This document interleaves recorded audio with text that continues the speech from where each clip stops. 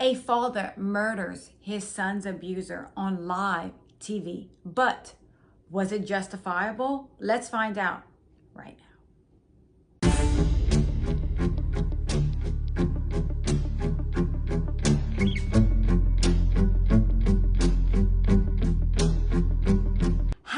Thriller Thursday, my Cajun cuties. How are y'all today? Yes, it's me, Anne-Marie, aka the Cajun Crime Queen from Carrincou, Louisiana. Cajun born, Cajun bred, and when I die, I'll be Cajun dead. I hope after this video that y'all like, subscribe, and comment, and don't forget to press on that notification bell so you never miss a video from me, Anne-Marie. I hope y'all have a beverage. I hope you have a snuggle partner or a snuggle fur partner. Those are the best. And y'all are ready to hear a true crime story with yours truly. And as always, I want to know, are y'all drinking y'all water? Are y'all getting those tickers up? Are y'all staying hydrated? Are y'all doing some exercises? Remember, the key to an amazing day is a brisk 20-30 minute walk every morning. Get those endorphins up. You're going to be feeling fine, amazing, wonderful. Your day is going to be so much better. And always remember to stay hydrated because it's going to make your skin glow. And like I always say, we want to live forever and stay looking amazing forever. And just keep drinking that water, keep exercising, and life's going to get so much better. I promise y'all. Trust me, I know.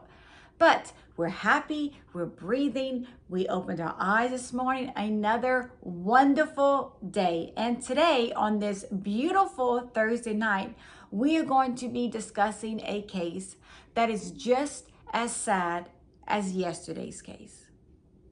Today, we are not traveling far from where I live. We're going to travel about 45 minutes down the road in Baton Rouge, Louisiana, where this incident took place. This is a very sad incident, but it is another parent that wants justice for their child. And this man's name was Gary Plauche. Leon Gary Plauche was born November 10th, 1945 in Baton Rouge, Louisiana. He married a lady named June and they had 4 children. One of their children was named Jody. Jody loved karate. He started taking karate and it got his mind off of the fact that his parents had recently separated. Jody loved going to karate. He enjoyed it so much, especially with his karate instructor, Jeff Doucet. Jeffrey Doucet was born February 3rd, 1959 in Port Arthur, Texas. It was said that Jeff was extremely poor as a child, along with his 3 brothers and 2 sisters. He grew up in poverty. It was also said that Jeff was SA'd as a child and extremely depressed. Now in his 20s, Jeff decided that he was going to start SAing children. I'm going to pause right there because I have questions, just like I'm sure y'all have questions. A lot of people, as I do a lot of research, a lot of people that have been victims of being SA'd have gone along to do the same thing to children. So I wanted to do a little bit of research about that. Why? If they hated it so much, why would they put the same pain on another child? And the only thing that I can figure out, it's all about power and control. In my opinion, maybe when they are getting SA'd, they feel powerless. They have no control. They can't do anything about it. So when they start doing this to another child, maybe they feel some kind of power in their sick mind. Maybe they feel this is how they can control people.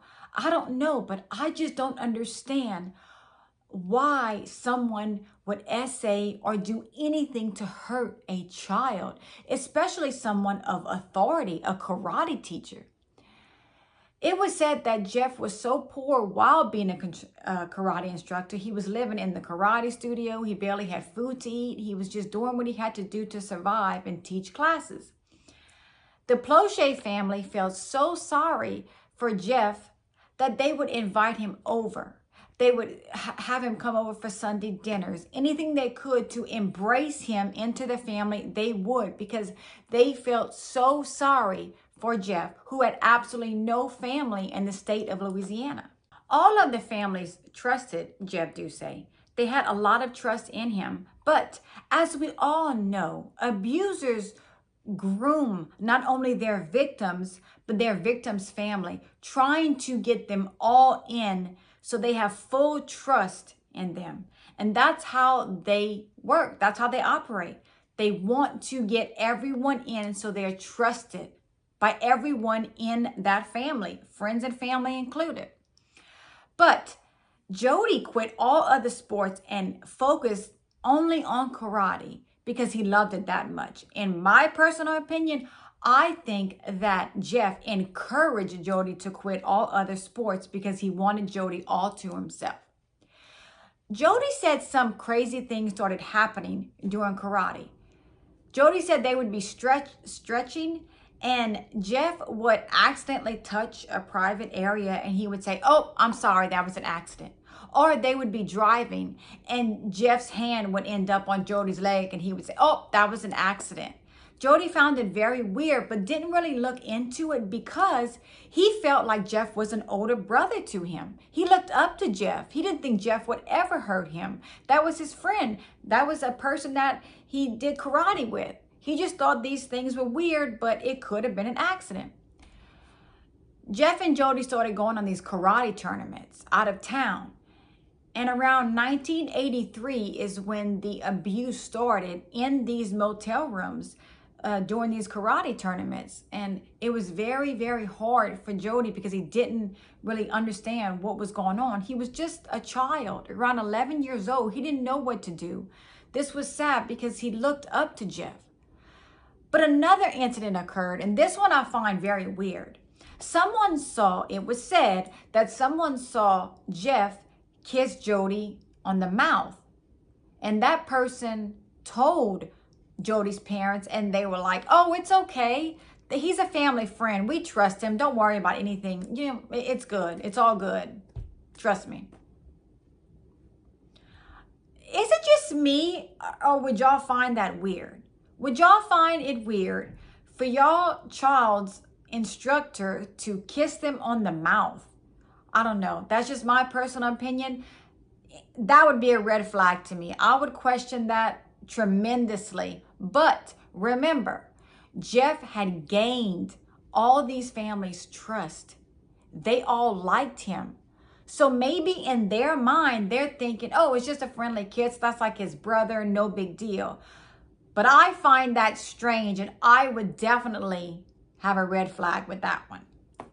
On February 19th, 1984, Jeff arrives at Jody's house, knocks on the door, knockety knock, knock, knock, and asks Jody's mom, June, "Hey, I'm going for a short drive. Do you mind if Jody comes with me?" And she trusted Jeff. She said, "Sure, absolutely." Jody got in the car with Jeff, and they were going for a short drive. Well, this short drive was actually, they drove to California. And along the way to California, they stopped at Jeff's mom's house. And as soon as they arrived in California, Jeff dyed Jody's hair black and passed him off as his son. He told everybody that Jody was his son. And in that motel room in California, he started essaying Jody constantly. Then takes him to Disneyland because, again, he wanted to show Jody, look what I'm doing for you. I'm so wonderful. I'm taking you to Disneyland. But after that, he would constantly essay Jody in the motel room in California. And one day, 10 days later, February 29th, for some reason, and thank goodness for this reason, Jody missed his parents so much that Jeff allowed Jody to call his mom, collect from the motel room. Cops traced that call. The cops came in and they arrested Jeff on February 29th of 1984. Jody was flown back home to see his parents, and they were reunited, and they were so excited to have their son back. But they were so shocked and horrified of what their son had endured while he was in the custody of Jeff Doucet. They were just, oh my God, they couldn't believe what he had went through. And they couldn't believe they had trusted this man. They had put so much trust in him. Jeff had all these charges out on him, including he was already wanted for bad checks, but now he was in custody for kidnapping, and he was soon going to be charged with SA. But he would not see a Louisiana courtroom ever. It was said that Gary Plauche found out that Jeff Doucet was going to be flown back to Louisiana on March 16th of 1984. And y'all, Gary was enraged, and I would have been as well, to know that Gary and his family opened up their home, even took Jeff Doucet to their Sunday dinners, and they trusted him, and that's what he's going to do to their son? Gary was absolutely devastated and horrified and wanted to get revenge just like Marianne did. So what does he do? He knows Jeff is going to be walking through that airport. Gary puts a disguise on, a baseball cap, huge glasses, and stands by a payphone bank and waits for Jeff. And while he's waiting for Jeff, he's on the phone, and he tells his friend who's on the phone, wait, he's coming. You're going to hear the shot. And as soon as Jeff walks by, Gary Plauche shoots Jeff in the head point blank. Everybody starts screaming, why, Gary? Why, Gary? Why, Gary? What are you doing? Again, Gary did not resist arrest. He knew he was going to be arrested, and he cooperated. Jeff passes away at the hospital the very next day, but Gary had no remorse. He didn't care. He didn't care that Jeff had passed away. He wanted to get revenge for what he did to his son, who was only 12 years old at the time. 12 years old. Gary absolutely knew that he was going to jail. And everyone knew as well. Everyone knew that Gary was going to go to jail for killing this man. He committed a murder. But Gary Plauche was given a suspended 7-year sentence. He was on probation and 300 hours of community service. And in an interview years later, I'm talking like 20, 30 years later, they asked him if he regretted what he did. He said absolutely not, and that he would do it again. But some people say, including Jeff Doucet's brother, that he did not get enough time for what he did to his brother, Jeff Doucet. A lot of people were upset about the situation. But we don't know what we would do in that situation. I don't know what I would do in that situation, but this is how Gary wanted revenge for what Jeff did to his son. But sadly, in 2011, Gary Plauche suffered a stroke. And in 2014, suffered another stroke and passed away. Jody Plauche, which is Gary Plauche's son that endured this horrible experience with Jeff Doucet, decided to write a book about his experience on the situation and is now an abuse victims advocate. My final thought, I always give y'all my final thought.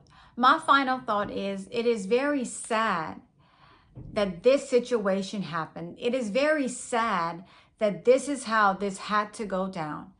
The Plauche family opened up their home to Jeff Doucet, and this is how he repays them: by SAing their son, by harming their son, by kidnapping their son. This is just terrible. This is absolutely terrible. The Plauche family trusted Jeff Doucet. They put a lot of trust in him. They didn't think that this was going to happen. So what I want y'all to think to yourselves right now, if y'all have anybody like that around y'all, look into them. If y'all think that this person's around, a person that's around your child is just too much and is kind of acting weird, always look into it to make sure nothing is going on. Because Jody was getting SA around a year. I mean, that's a long time for a child, and it breaks my heart that Jody didn't tell anyone. But a lot of times they're scared. They don't want to tell anyone. And sometimes their abusers tell them if they tell, this is going to happen. And the whole thing is just traumatizing. It is traumatizing for a child or anyone at this point. But Gary Plauche thought that he was going to get justice. He was going to do something, and he took matters into his own hands, just like Marianne did. He wanted this man to pay for what he did to his son, his child, the person he loved the most. And this is how he wanted to do it. Now, do I think it's right? I don't know. Like I said in my video yesterday, I don't know what I would do in this situation. But Marianne and Gary both planned what they were going to do to their child's abusers. They knew what they were going to do. They wanted this person dead, and they were going to do whatever it took for that person to die, and they didn't care. And the crazy part was that both of them were on TV. Gary Plauche, they were live. It was live. I mean, on TV right then and there. He didn't care. He wanted Jeff Doucet dead, and this is how he was going to get his justice. Do I think his sentence was right? Absolutely. I don't think that he should get jail time. I don't agree with it, just like I don't agree with Marianne getting jail time. But Gary didn't get any jail time. I mean, he had community service. He was on probation. He got a 7-year suspended sentence. But this is what the court felt that he needed. I hope that Jody is thriving now. I hope that he's doing well. It seems like he's doing well.